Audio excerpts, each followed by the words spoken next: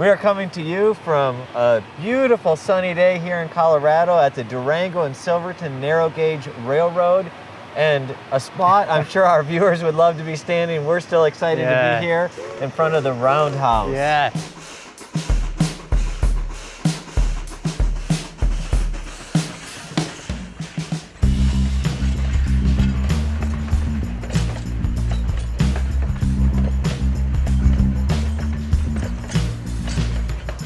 This is just one beautiful place, and we're here with Christian Robbins. And Christian, tell us a little bit about who you are and what you do here. I'm the director of marketing here. I'm one of the greatest marketing jobs you could do. I bet. I get to help tell the story of our railroad, and our railroad is continuously been operating for 137 years. And we take in the old days we took miners up to and supplies up to Silverton. And they would be mining silver up there, and we'd take the silver back here to Durango. Wow. And that's why the railroad originally started. And now we take up over 100,000 passengers, getting close to 200,000 passengers up to Silverton now.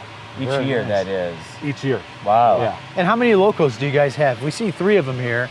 We have a couple more, and we actually have more that we're not running, but we're going to be running 5 this summer. It amazes me, though, how many people I talk to, even just that have a casual interest in trains, that remember being on this trip when they were a kid. And I know even you said before you took this job, you had ridden this train a number of times. Oh, that's why I took the job. The first time I rode this train, I was about 5 years old. My parents and grandparents took me on the train, and as a tourist, and we just lived a couple hours from here. And then as I got a little bit older, actually my high school, our senior trip, we did the train when I was 18 years old. And then as a young adult, I rode the train again. And then I now have a child, and I took her on the train. But that's very typical of what we see. We see once someone rides the train, they know how special it is. Yeah. And they want to share that with the next generation. And that's absolutely the mission of our owners, the Harper family. They want to not only preserve history, but let people explore and really get their hands dirty, if you will, in history by riding one of our locomotives. Yeah, we have the rare privilege of going through that original route. Like you say, wasn't originally a tourist railroad. No. We kind of get to retrace those steps through like untouched, beautiful country on a working steam locomotive. That sounds all right to me. Oh, really cool. And hey, listen, just tell us again, how many employees do you have here when it's completely packed? I was surprised. Our employees in the summertime, we need to have over 200 folks. Amazing. Yeah. Yeah, to run the railroad. There's actually very little management. Most of the guys are working here. Yeah. We have round-the-clock shifts.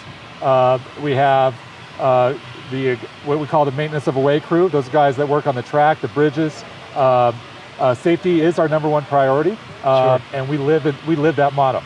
Yeah, that's and so those guys are making sure everything's safe the whole way. We're making sure in our roundhouse it's safe with our locomotives. So everyone has a really fun trip. Well, we're looking forward to going inside, learning a little bit about what happens in this working roundhouse. But Christian, thanks so much for helping set this up. You bet. Appreciate it. We have been having an absolute blast in this roundhouse. What a cool spot. Now we come across Charlie. Charlie, it looks like you have been working here. So thanks for taking a minute of your valuable time with us. You're welcome. You're welcome. We know that Durango's always been the mecca for narrow gauge, and it's really amazing that this place is still in existence after 130 some years. We're still working on the same locomotives. But how would a guy get a career started here if they wanted to work in the shop? Well, a lot of people hire out seasonally to begin with. A lot of people go into Fort Lewis College, get summer jobs here as night watchmen or swing shift watchmen. And they start here usually working seconds or overnights, watching the locomotives, servicing the locomotives, washing them. A lot of the really dirty jobs, helping change grease cakes, which are help lubricate the axles and the driving boxes. And it's one of those jobs that doesn't sound appeasing when you think about it as like, it's kind of plateaued. You don't think you can go far, but you have to start somewhere. And a lot of the people that have become mechanics here, that have been here for 10, 15 years, started out as watchmen. And as long as you show initiative and drive and willingness to learn like a sponge, a lot of the guys, the journeymen, the welders and machinists will show you everything you want to know about the steam locomotives. So you're just going to learn a little bit at a time. You do. As you're here. Yeah. And before you know it, in 5-6 years, you're pretty well-rounded from when you first started out.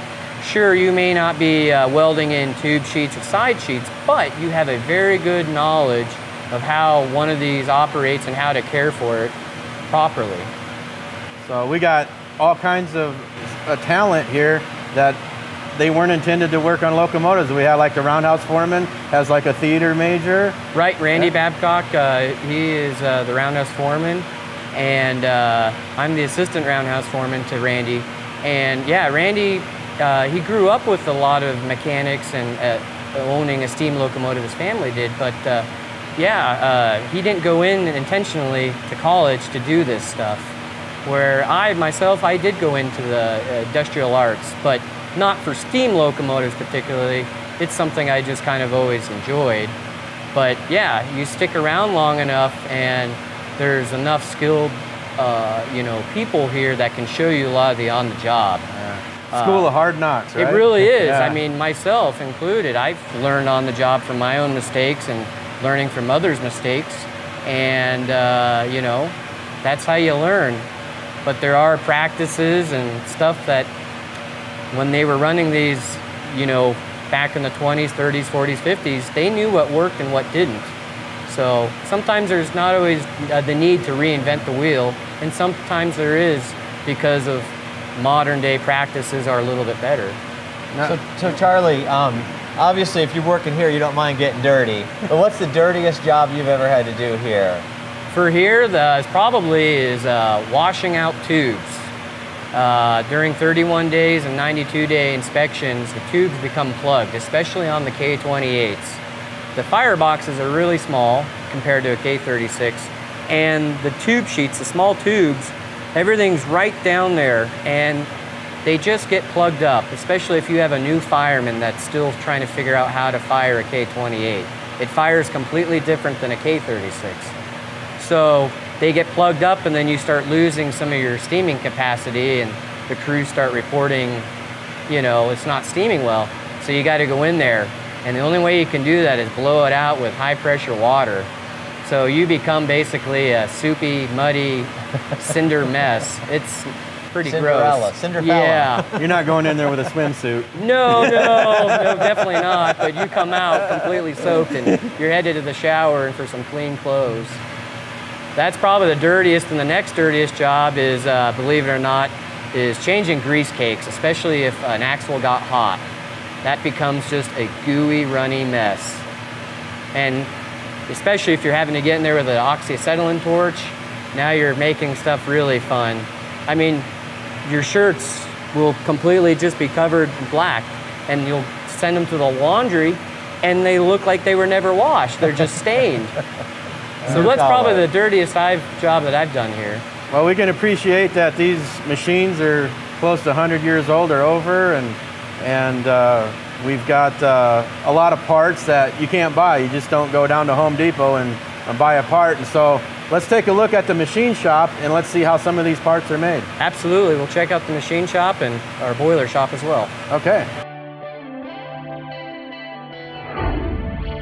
We're here with Don Meeker of the Rocky Mountain Lines. Don, your layout is beautiful. Well, thank you.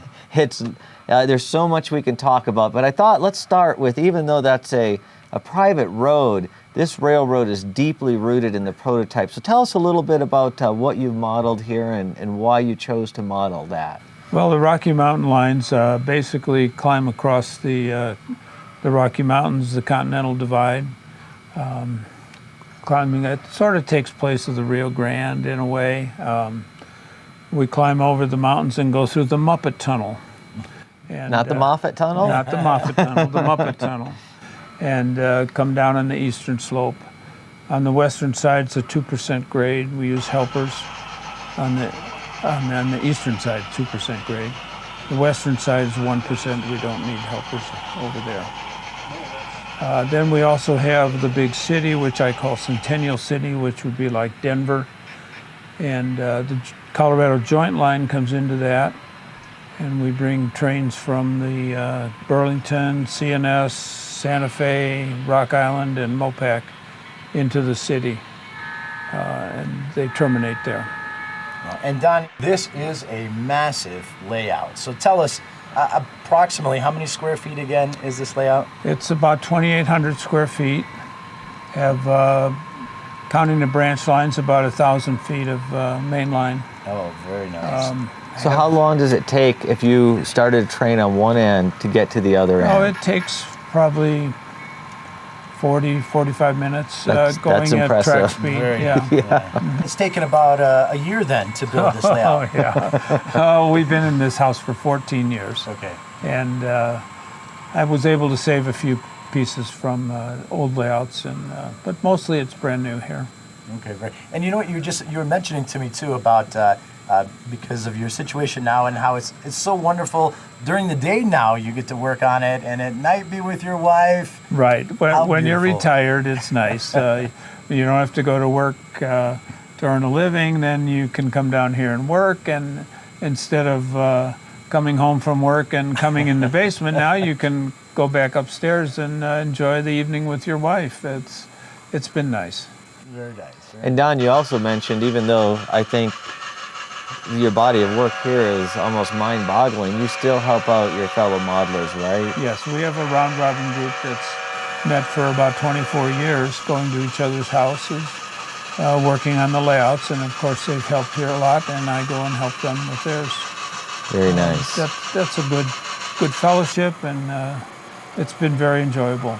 Sure. Hey, now tell us a little bit about some of the different sections that we can see on the layout. We're seeing them on the screen right now, but go ahead and describe these to us. Well, we have the main city is Centennial City, I call it. It would be like Denver. Mm-hmm. We have the Colorado Joint Line that comes in from the east, and that would include CB&Q, CNS, Santa Fe, Mopac, and Rock Island trains coming into Centennial City and terminating there. Okay. And the beautiful Denver station, too. And I like passenger trains. You can tell by the station. And then my Rocky Mountain line travels across west from Centennial City, across the mountains. I have my crack passenger train is the Grand Zephyr. All the cars are named for my grandkids. And I heard you scratch-built that train. Oh no, I have a CNS Texas Zephyr that's totally scratch-built. It was very nice. Now, operating is a big part of what you do here, right, Don? Yes, we have operating sessions every month or two. I have 25 to 30 operators that come, and we keep them busy. The trains are controlled by CTC. We have a computer-controlled JMRI CATS version. The dispatcher controls the signals and the turnouts. And usually he keeps trains running smoothly. And you can get, the way you have your layout set up here, you can have a lot of different operators in different sections, Right. or multiple operators even in one section. Right, it takes, let's see, it takes about 7 people to run the big city, Okay. the freight yard, the passenger terminal. We have the branch line here, which takes 3 operators. We have helpers and a couple of other switching areas that take operators. And of course a dispatcher. Right. Sounds like you have a lot of fun on those nights. We do. It's enjoyable, and usually things run pretty smoothly, and the people enjoy it. We must admit it's quite the process that you have here. But I would be remiss if I didn't mention what was on your shirt there. Oh yes, the Burlington. Yeah, because I'm a Chicago boy. You bet. A fellow Chicagoan. yeah. I love it. Go Cubs. That's it, right? Oh, very nice. And hey, we also wanted to mention, this is by far the cleanest layout we have seen. Both Dan and I, when we came in here, we were in different sections, and we both said it almost the same time, because it is immaculate, really. Well, I keep it clean. And one important thing is to have a ceiling and a floor that doesn't generate dust. We did have a cleaning session about a year ago, actually, and dusted everything off. Very nice. And also, too, Don, the attention to detail, which we're used to seeing in a layout, but it expands to your entire room. From your dispatch center, we've seen like a little ticket window, and just all throughout this layout, you can spot these wonderful little touches that you've done to make it just an enjoyable place to be and hang out. Well, thank you. I didn't know what color to paint the walls, and belonging to the Burlington Historical Society, they had paint chips. So the colors of the walls and trim are CB&Q colors for their depot. Very nice.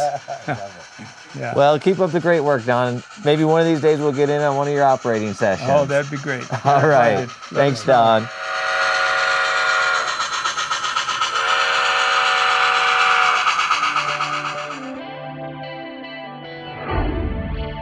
You've got the wheels lubed there, so which is good. It's Okay, it's so nice you and want to smooth. Let's take our gearbox out, right? and we might want to. We have a. Yeah, I got a paper towel over here, so we'll do that. We'll put it on here. Let me just get that real quick. All right, we'll do that. Take it out. Close that back up. Give me a common just a little bit bigger than that one. Okay. Now I'm going to take this gearbox apart because I want to check the idler gear. Some of these Sam Homska gearboxes have the gears. Right. The material that the gear is made out of will shrink. Right, right. And then it cracks. Mm-hmm. We've seen that, yeah. Okay. When I would be getting ready to paint one of these models, I replace all these screws because just getting them out, the heads sure. or You the strip them a slots little are bit. already. Okay, I'm going to take the gearbox So apart. identify the idler, right? There's the idler gear. Yep, there you go. Now, I'll let you hold this in a hemostat, or I can do it. Hand me the lacquer thinner Okay. and a Q-tip. Okay, we'll put it there so we can see it on the screen. Very good. And a lot of times There's your I can Q-tip. you can see this has already started changing color. Yeah. So all that old hard stuff inside that gearbox, Yeah, right? that doesn't, when it's jammed up in the corners of the gearbox, that doesn't do any lubrication at all. Right, right. Now, if I was using an ultrasonic, I could just dip it in there, right? probably Yeah. wouldn't even have to take this thing apart. It would just eventually, after 30 minutes would dissolve Make it it all. nice and clean. And hand me the piece of paper towel there. Blot up the.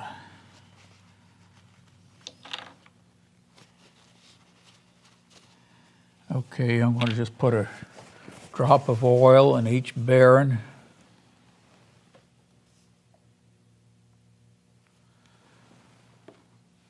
Now I'm going to take the worm. It's fairly clean. Now if you notice, you can't get the bearing off. Right. They put a sleeve so on here so that the tube would fit tighter.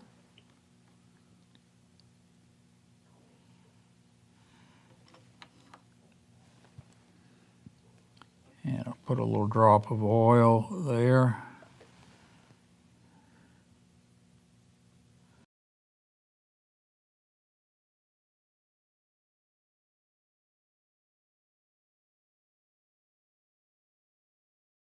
And I'm going to put these screws back in.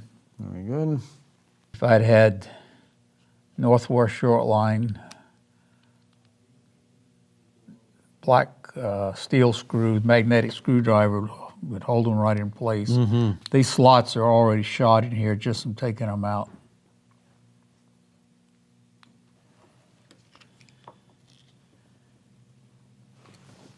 These are just about all gearbox screws are from Korea, are 1.4 millimeter.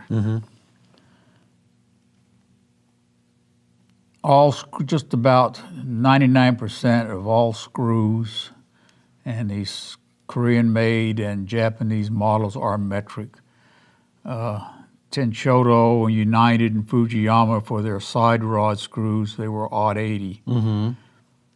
A odd 80 will not screw into a 1.4, but you can get a 1.4 that'll go into an odd 80, but it'll be a loose fit.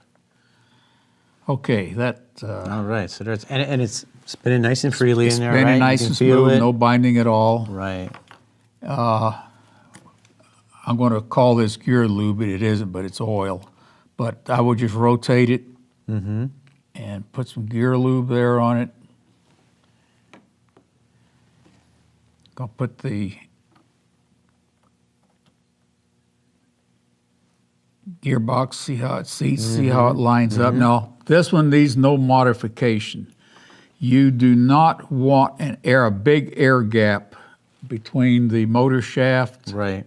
and the worm shaft. If we tilt that over just a tad more, we could see it on that upper. And There you you don't want them touching either, because if you get vibration in the motor, it'll transfer it from the shaft to the gearbox. Right, right.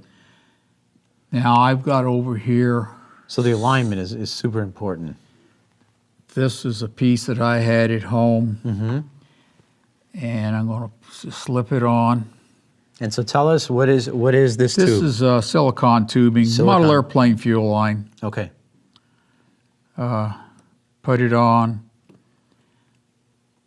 and So if you have a local hobby shop like that runs the planes and stuff, you might can still get it, because you mentioned that they're going to the motors. A lot of hobby shops when I go to down to Lando's doesn't have very limited supply of it, because model airplanes are electric motors now. Yeah, it's all changing. Okay, now I'm going to put the gearbox cover back on here. Now to make this a little simpler, I've got some 1.4 here, 2 millimeters.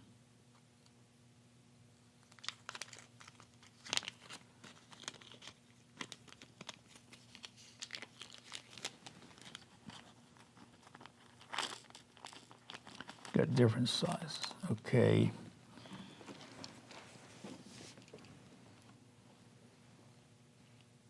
It helps when you have a magnetized screwdriver.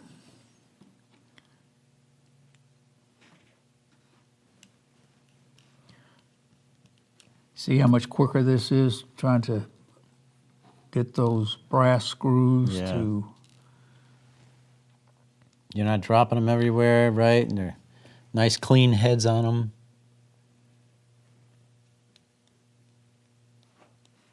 Okay. Put this little boiler back on. Now, I am going to change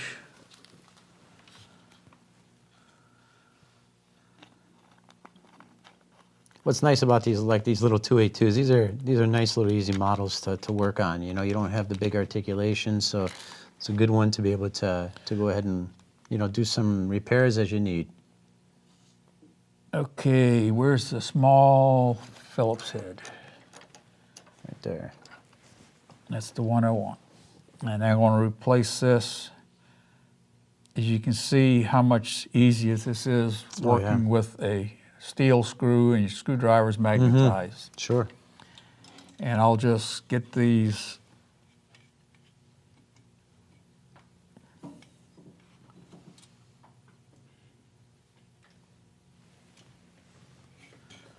going to hold this down first.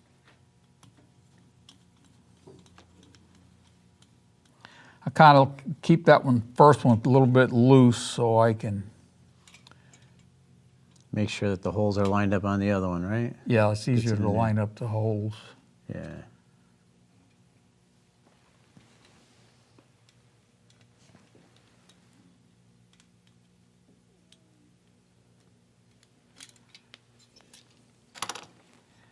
And we'll put our cylinder screw back in.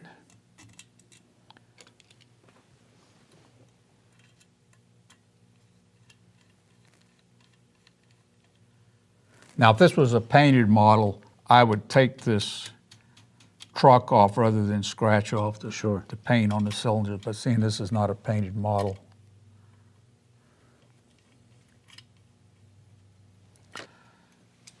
So we're going to put now that we got more weight on the model. Right. Hold it down onto that track a little easier.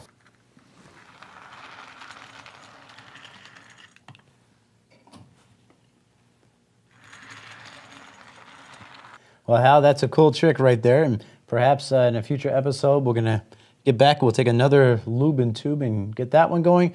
But for now, that's it for this particular segment. So thank you much. We learned a lot. I've enjoyed doing it. All right. We look Hope forward. I haven't confused anybody. Nah, we got a lot to go. So we're going to see you on the next segment of How To with Hal. Hi, I'm Bob Darwin. I build model trains, and this is Monday Morning Express. At Monday Morning Express, we like trains of any scale. And today we're here in San Carlos, California at Eccentric Engineer with Anthony Duarte. That means you must be the eccentric engineer. I'm the eccentric engineer. So tell us what you do and what scales you do it for. Sure. Well, I make parts for the live steam hobby, which encompasses a number of scales and different gauges. And this is my personal locomotive here. It's a pretty accurate model of Colorado and Southern number 10. And I don't build locomotives, but I make parts for locomotives, for other people that are building locomotives. And one of the most critical parts of a steam locomotive is an injector, and that's how you actually get your water from your tender into your boiler. And it's a part that's hard to come by because they're not too easy to make.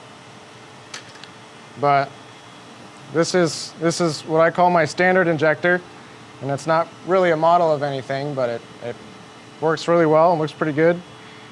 And it works great for big engines like this number 10, and it suits a variety of different sizes.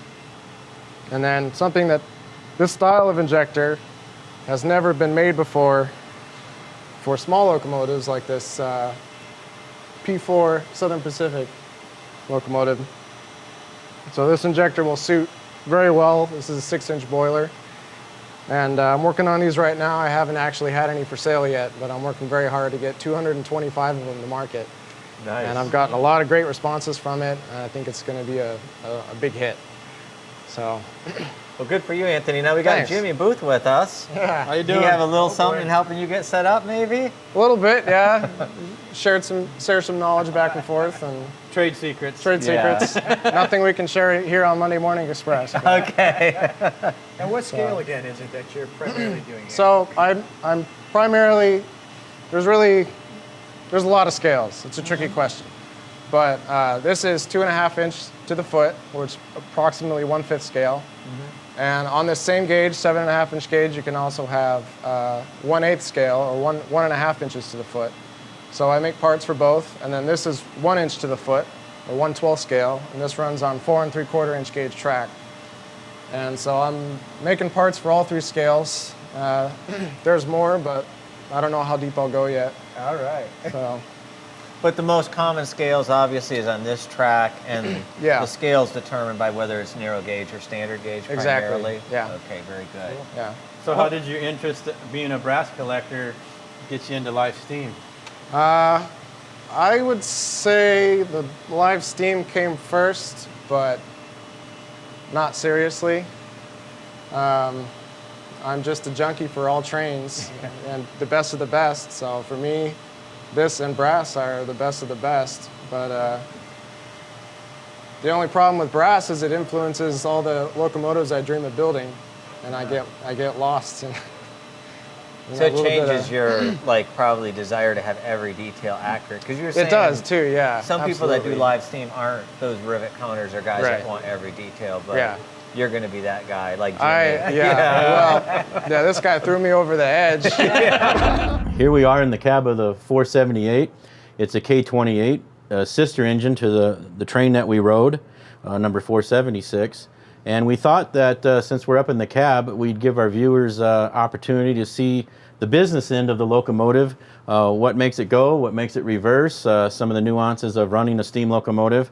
And maybe perhaps some of you that are new to steam, they'll pique your interest in how mechanically, what a mechanical marvel these things are. The first thing that we have is our Johnson bar. It acts as the forward and reverse lever. So if you want to run the locomotive forward, you push the Johnson bar forward. If you want to go in the reverse, you pull it back in the reverse. And so once that's set, you have your independent brake, which is for the locomotives. You have your train brake, your automatic brakes for the entire train. So if you're just running the locomotive by yourself, you release the brakes, grab the throttle, inch it out a little bit, and unlike a car or a vehicle where you get a rapid response with the gas pedal, on a steam engine, it takes a few seconds for the steam to reach the cylinders and to make the pistons roll, so you don't actually move the throttle back a whole lot on your initial startup. This is the water glass. We always keep an eye on that. We want to make sure that our water level is where it needs to be, and in case the water glass malfunctions, these are what's called the tricocks. They're set at different levels according to where the crown sheet is in the boiler, which is the top of the firebox. And so if we have a problem with our water glass, we can open these up to check out where the water level is. If steam comes out, you know that the water's not that high. If water comes out, you know where your water level is. And also we have the firebox, and we've got it open today. We'll be able to see the grates inside. That's what the coals rest on. And as the coals burn off, it builds up cinders and ashes, and so once in a while they have to be shaken, and these are the levers to shake the grates so that we can make the fire breathe. And we always have oil cans and pots of oils to fill up the mechanical lubricator, but also oil cans to lube all the mechanical features of these locomotives.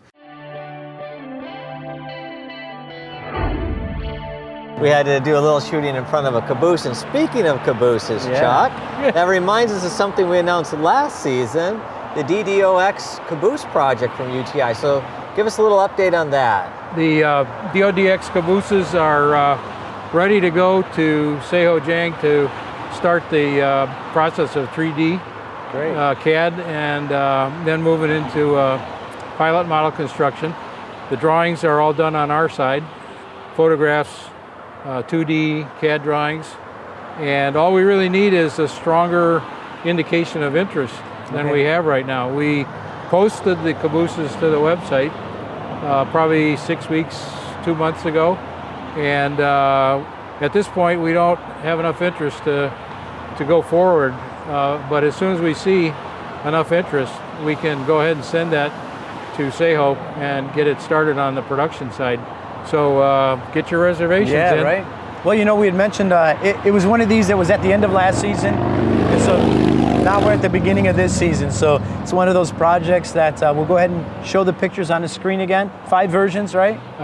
Six versions. 900 to 905. Right. And we're going to do a collector's edition box that will have all 6. Great. And 5 of them are going to be available on an individual basis. Okay. And at this point, we're going to still keep it a mystery which one's going to be the one that number if 6. you want it, you got to get. So if you want all 6, you got to get the set. Okay. Right. All right. So that's cool. We have that available on our site now, yes, right? Yes, absolutely. They're up on our site right now. So get your reservations in, like Chuck said. Well, we promised it was going to be great being at the Roundhouse in Durango, and wasn't that neat to see behind the scenes there? Yeah, that was just really, really good stuff. Really appreciate how at the outset, boy, being so close to, I mean, we were so close I could almost touch the train, Dan. Yeah, no, at first, like, we probably better not say this to get in trouble, but at first we were trying to, like, make sure we didn't go anywhere we weren't supposed to, but the guys were just so hospitable. As long as we were, like, careful and used good judgment, we kind of felt like we had the run of the place. And we did. It felt good. And, you know, hey, Dan, speaking of trains and getting on them and just running through our veins, you know, we just wanted to update you again on the MME road trip that we've got coming up in May. We mentioned it a few weeks back that we still had just a few seats left. You know, sometimes in a couple of these, we had ones where one backed out, perhaps the wife couldn't go or something like that. So we do have just a few more seats available. Some really, really nice people are going to be on this trip. It's one you're not going to want to miss. Yeah, we sold several tickets as soon as we ran it, so it's down to just a few. There's going to be some surprises we have in store that we can't share, but if you can make that trip, you're going to love it. We'd love to have you there. It's going to be one of those things we're going to be talking about for years, and I don't think anybody would regret coming. So make sure they get us that email if they're interested. Yeah. Now I have one little, you know. Hey, I'm looking at that. You got to be kidding me. Why do I have a White Castle mug? I mean, it's not even in and out. And I'm as much into like grabbing some sliders at White Castle is the next guy, but this is not the mug I want. Yeah, you'd even offend our producer over here, Pat, I mean, he loves In-N-Out. Yeah. White Castle, that's all you could come up with, huh? Yeah, that's all I could find. So I need a season 3 At least you get some MME mug. I need my season 3 mug. All right, we'll keep playing that until they arrive. How about that? All right. On to more important things. Yeah, we have this narrow gauge theme going, so next week. Yeah, we're going to Skype in with Jack Vansworth of Division Point, and of course he's doing the K36s, K37s, and he's going to update us on the K27s and K28s. Oh, okay, cool. Yeah, so he's really going to go forward We've with seen that. a lot of interest in this project. Very exciting. Yeah. So also in the line of HON3, one of the most popular selling books of all time, Malcolm Furlow's HON3 narrow gauge of San Juan Central. Right. We got to get up close and personal with that layout before it ends up in the museum. So we'll show our viewers that. We'll tell them about where it's going to go, giving an update on that museum with Mr. Charlie Getz, the current president of the NMRA. Yeah, wasn't it nice visiting with him? And of course, we're going to go back out to Durango, and we're going to be inside the Roundhouse. We're going to see the machine shop, among other things. And it's really cool to see these guys just working right there on this machinery. Did you know we're actually going to show one of those main side rods there? $30,000 to make one of those. But you can't buy just one. It won't work. Impressive. I can't wait to show that.